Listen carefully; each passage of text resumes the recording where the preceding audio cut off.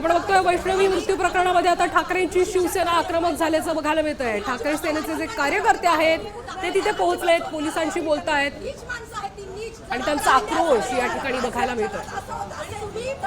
Hinjawadi police station बाहेर आता ठाकरेंच्या शिवसेनेच्या महिला ज्या आहेत त्या मोठ्या प्रमाणात उपस्थित आहेत आणि महिला इथे आक्रमक झाल्याचं बघायला मिळतंय।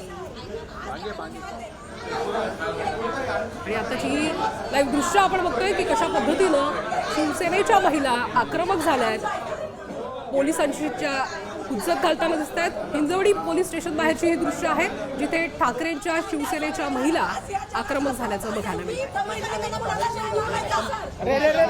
वैष्णवी हत्या प्रकरणामध्ये वैष्णवी आत्महत्या प्रकरणामध्ये जे पडसाद आहे विविध ठिकाणी उमटत आहेत आणि यातच आता हिंजवडी पोलीस स्टेशन बाहेर देखील महिलांचा जमाव बघायला मिळतोय। याच्यामध्ये ठाकरेंच्या शिवसेनेच्या ज्या महिला आहेत त्या आक्रमक झाल्याचं बघायला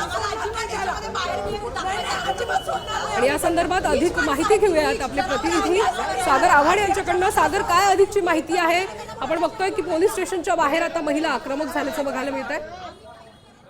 नक्कीच आपण जर पाहिलं तर राजेंद्र हागवले आहे आणि सुशील हागवले आहे, या दोघांना हिंजवडी पोलीस स्टेशनमध्ये ठेवण्यात आलेलं आहे आणि पोलीस स्टेशनच्या बाहेर मोठा बंदोबस्त पाहायला मिळतोय। लॉकअपच्या बाहेर दोघांना काढलं जाणार आहे आणि आता लॉकअपच्या बाहेर शिवसेना उभाटा गटाच्या महिला पदाधिकारी ज्या आहेत त्या जमलेल्या आहेत आणि त्या या ठिकाणी म्हणतात की आम्हाला त्यांना भेटू द्या आणि ते आंदोलन करताना पाहायला मिळतात। पोलीस महिला आणि ज्या महिला आहेत पदाधिकारी यांच्यामध्ये हुज्जत या ठिकाणी सुरू असताना आपल्याला पाहायला मिळते।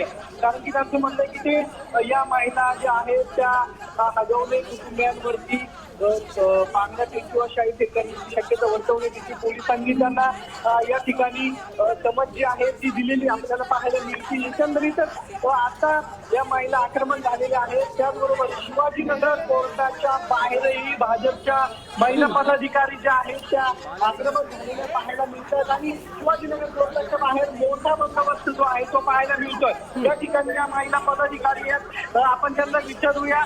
एकंदरीत आता आरोपी जे आहेत ते बाहेर काढले जाणार आहेत। या महिलांचं काय म्हणणं आहे आपण जाणून घेणार आहोत। काय म्हणणं आहे तुमचं?